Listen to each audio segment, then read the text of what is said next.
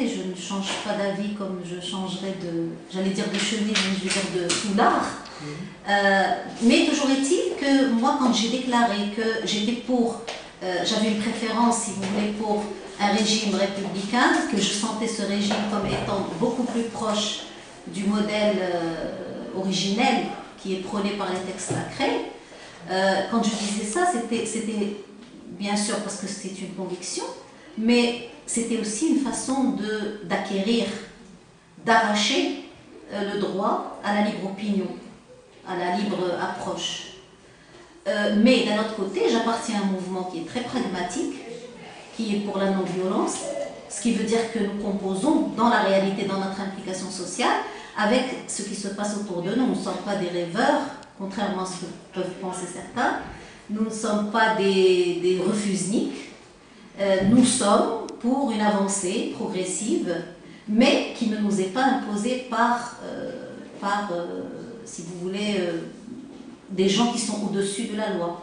Il faut que ça soit des propositions qui viennent du peuple, il faut que ça soit des choix qui viennent du peuple, et par conséquent, nous marcherons, comme je l'ai déjà dit, au rythme de ce peuple. Nous ne voulons rien forcer, nous ne voulons pas projeter le Maroc dans le chaos, comme peuvent penser certains.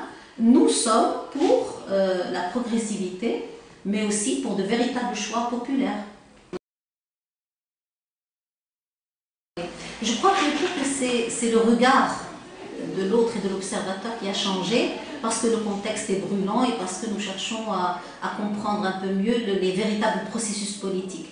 Mais l'Adl Ihsan, depuis toujours, a deux volets. Elle a un volet qui est théorique, le mouvement plutôt a un volet qui est théorique, qui est intransigeant avec la monarchie héréditaire.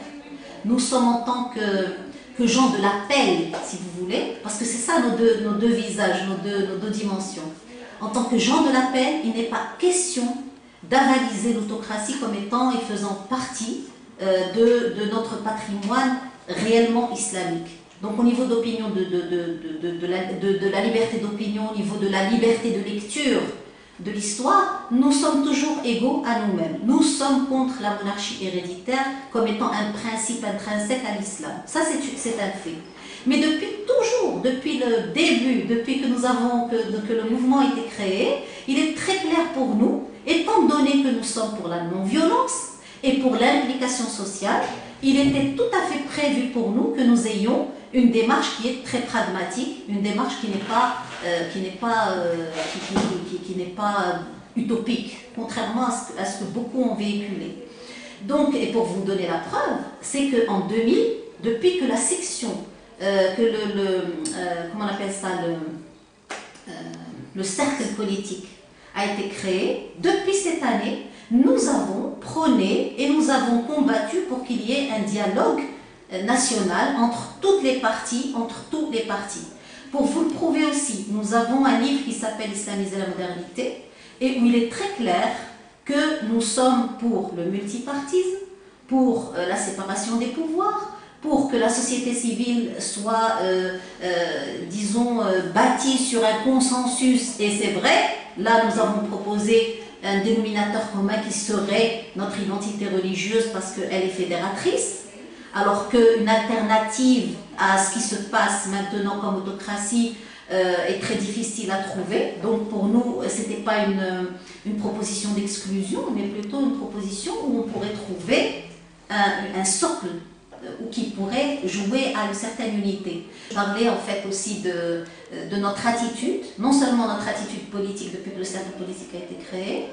Je vous rappelle, et c'est des choses que beaucoup de Marocains ne savent pas et qui peut-être qu'on a oublié sciemment, c'est que lors de la Moudawana, nous avons appelé à ce que le thème de cette conférence, si vous voulez, nationale que nous avions proposée, soit cette histoire du statut des femmes, etc. Nous étions prêts et prêtes aussi dans la section féminine à débattre avec toutes les sensibilités. Nous ne sommes pas du tout un mouvement qui, jamais nous n'avons prôné l'exclusion de qui que ce soit et de quelque force politique que ce soit. Nous sommes pour une véritable dynamique où nous serons une partie intéressante, bien sûr, parce que nous sommes quand même une partie très populaire de cette société civile, ou peut-être d'un panorama politique qui serait différent, où il y aurait des garanties de ne pas être récupérés par le système, et nous n'avons exclu personne. Mieux que ça, dans Islamiser la modernité, mon père a dit que si les urnes, un jour, nous rejettent complètement, nous sommes prêts à nous replier et à reformuler notre façon d'être et comment communiquer avec le peuple marocain. Donc, c'est pas du tout nouveau, c'est le regard de l'autre qui est maintenant nouveau. Je ne vais pas vous dire non, ça ne nous intéresse pas d'avoir un État qui soit basé, entre autres, je dis bien, sur l'identité islamique. En tant que Marocain, vous savez bien que toutes les partis maintenant et tous les gens qui sont dans le système, même les plus radicaux et les plus je ne sais quoi, n'ont jamais rejeté cette identité islamique. Donc pour nous, c'est un atout à ne pas perdre. Maintenant, je sais ce qui fait peur. C'est que quand on pense à oui, État islamique, et moi quand je dis République, j'ai jamais défini si elle était islamique ou autre, d'ailleurs entre parenthèses, mais les gens ont peur, la République islamique, et puis c'est automatiquement le modèle de l'Iran qui se présente, le modèle de l'Iran avec Wilayat al-Faqih, c'est-à-dire une autre dictature, une autre autocratie qui est basée sur la religion, ça je le comprends parfaitement. Maintenant, nous, c'est vrai, l'identité islamique est très importante dans la composante de cet État dont nous rêvons. Je sais que dans la bouche d'une hadith, ça fait toujours que nous rêvons, pas dans nos rêves oniriques, mais dans nos espoirs politiques. Maintenant, reste que nous rêvons aussi d'une véritable dynamique, d'un dialogue, d'un consensus social, et peut-être, en tout cas pour moi, ce qui serait aussi intéressant que cette dimension islamique serait aussi cette dimension démocratique qui fait que les gens doivent être convaincus et non pas du tout... Donc le modèle de l'Iran, il faut le bannir. Moi, je tournerais plutôt la tête vers la Turquie. C'est un modèle qui est très très intéressant et qui, sur les plans économiques, a donné ses preuves. Sur les plans sociaux, a donné aussi ses preuves. Il y a des équilibres, tout le monde trouve sa place. Et je trouve que c'est un islam moderne des plus intéressants et qui pourrait peut-être nous sauver de la débandade totale. Parce qu'il ne faut pas oublier que le Makhzen a joué sur cette histoire de différences ethniques et ça pourrait faire éclater un jour le Maroc.